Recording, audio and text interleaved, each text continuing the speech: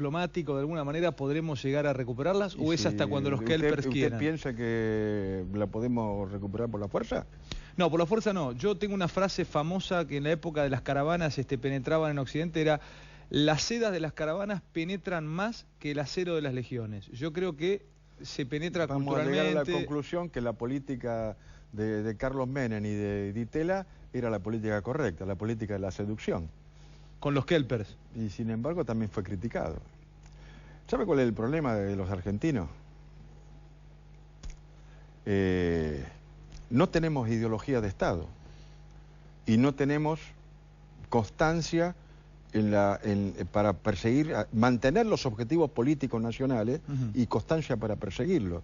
Acá cambian los gobiernos y cambia la ideología del Estado y cambian todos los programas. Ayer éramos privatizadores, hoy somos estatizantes.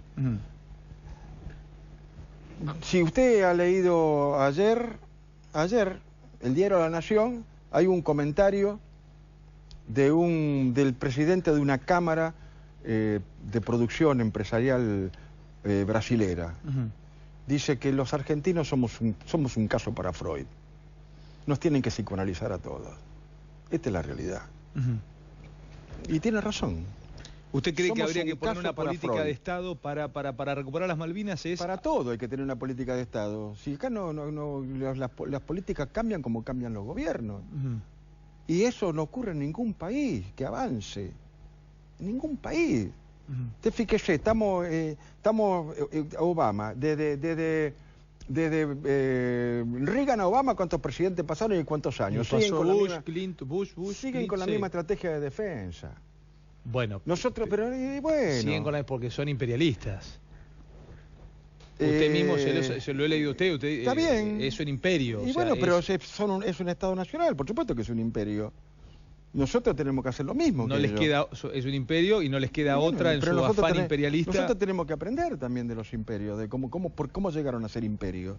Con un ejército. Y con inteligencia, no con un ejército. Y culturalmente, claro. Los ejércitos sin inteligencia no sirven para nada.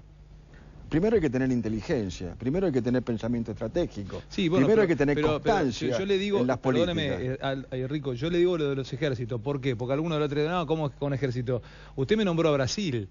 Brasil está desarrollando un reactor nuclear y quiere tener su propio submarino nuclear. Brasil se está armando todo el tiempo. Entonces, a eso voy. Y Brasil quiere ser el líder. Y bueno, pero ¿por qué se arma Brasil? Los chilenos también. Y será porque tienen algo que defender. Y nosotros nos desarmamos, será porque no tenemos nada que defender. Nosotros estamos desarmados y no tenemos nada que defender. Los brasileños, evidentemente... No creo que estemos desarmados. Sí, estamos absolutamente desarmados. ¿Estamos desarmados como ejército? Sí, estamos desarmados como fuerzas armadas. Pero que hoy no podemos resistir hoy una hipótesis hoy no le resistimos una invasión a Uruguay. Hoy ni a Uruguay le resistimos una invasión. ¿A Chile tampoco? Menos. Mucho menos. Si hubiera una hipótesis de conflicto con Chile hoy, no estamos en condiciones... Una hipótesis de conflicto con Chile es una locura. Mire, yo le voy a decir lo que decía el general Perón. Estamos hablando de los años 40, ¿no? Primero decía que la unión de la América del Sur se iba a lograr cuando la Argentina y Brasil fuesen aliados. Hoy somos aliados y no podemos hacer funcionar el Mercosur. No es un problema... Está con el Mercosur. Y sí, porque el Mercosur es el instrumento estratégico fundamental que tenemos los americanos del sur. Imperfecto, pero es el escalón y es el instrumento para la unión política. Y cuando hablaba de Chile decía, si el problema con Chile son 3 islas, pues dinamitémosla. Y se refería a Nueva, a Picton y a Lennox. Si esos son los problemas, dinamitemos las islas. Eso pensaba Perón, que era un pensador militar además, pero un hombre de gran cultura. Un pensador militar, pero de gran cultura, un intelectual militar. Lo que pasa es que había un contexto en la América del Sur. Ibáñez del Campo en Chile y Getúlio Vargas en Brasil. Y pensaban... ¿Usted cree que es casualidad que todos hayan terminado mal? Todos terminaron mal. Ibáñez del Campo terminó mal. Getúlio Vargas terminó mal y Perón terminó mal.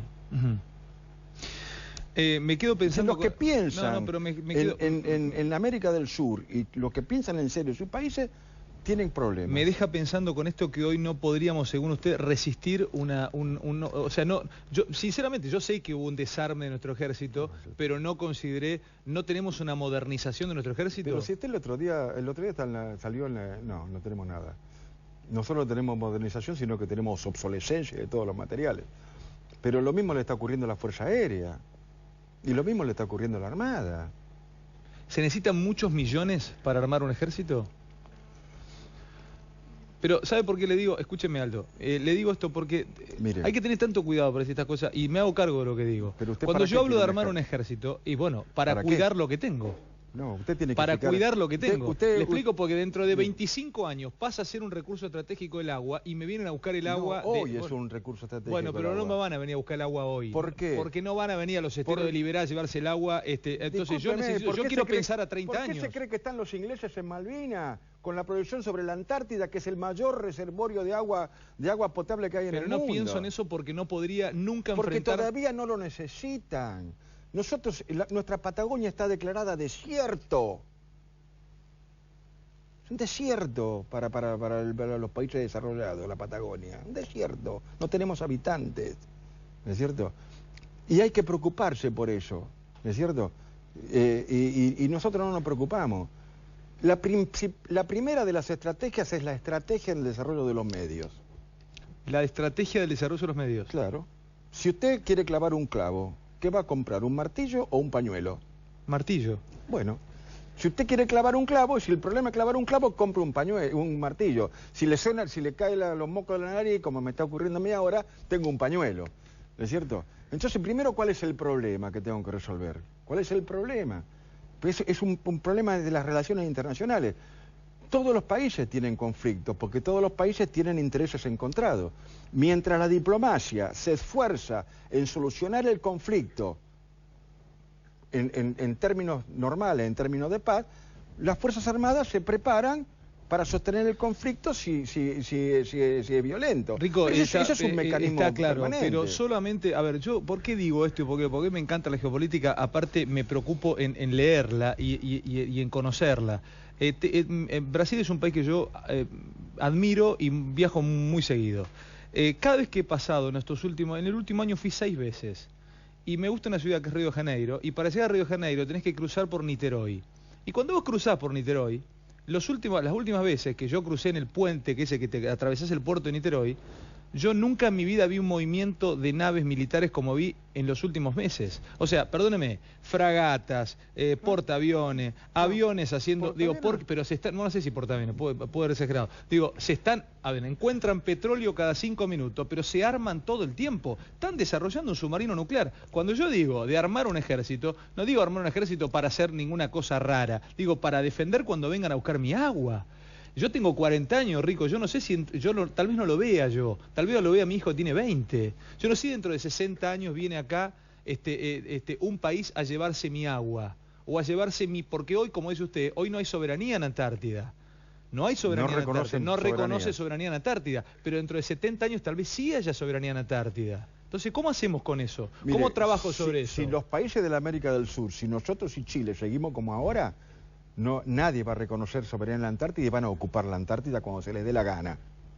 ¿Los ingleses? Los que sean, los que la necesiten, los que tengan la capacidad para hacerlo. Los ingleses, los norteamericanos, los que sean. Pero esto es una política de Estado. Hay cosas mucho más importantes como matarle el hambre a la gente y me parece genial. Pero por supuesto. Y ante todo está esto, hay una política social que me parece, yo estoy de acuerdo con este gobierno, con las políticas sociales que lleva adelante. Ahora, si estamos hablando de una política de Estado, Aldo, no lo puedo discutir yo con usted, que usted es militar, pero sinceramente me parece que hay una política de Estado y que pensar en una Argentina 80 años, dígame, deme una política de Estado que tenga hoy la Argentina. ¿Tenemos política energética? No tenemos. ¿Tenemos política de transporte? No tenemos. ¿Tenemos política de infraestructura vial? No tenemos. ¿Tenemos política educativa? No tenemos. Lo más importante, que es la política educativa, donde usted forma un ciudadano y le da los instrumentos intelectuales y culturales para que defienda a su Estado, no la tenemos. ¿Por qué no lo tenemos? Y porque toda la educación está... Porque los docentes cobran una miseria y no se capacitan. Vas a hablar con los docentes. La escuela hoy en la provincia de Buenos Aires sirven para dar de comer a los chicos. En vez de tener escuela doble escolaridad como corresponde. ¿Cómo vamos a tener escuela doble escolaridad si hace falta 2 turnos? Porque faltan escuelas. Entonces este es el problema. La Argentina es un país que no tiene políticas de Estado. Nunca la Y tuvo, cambia, ¿no? no, Creo que alguna la vez tuvo con tuvo. Perón, la tuvo con Perón. Y después, sí. La Argentina era la octava economía del mundo en 1910. No estoy de acuerdo con el modelo de aquel país, pero eran las condiciones de la época. Me gustan más las condiciones de este país. Pero lo que no hay política de Estado. Además, el problema es el siguiente. Cada partido, yo soy peronista, pero cada partido que gana una elección y se hace cargo del gobierno, se confunde con el Estado y automáticamente quiere cambiar la ideología del Estado. Ven al Estado como un órgano del partido, es decir, una política soviética, porque en la Unión Soviética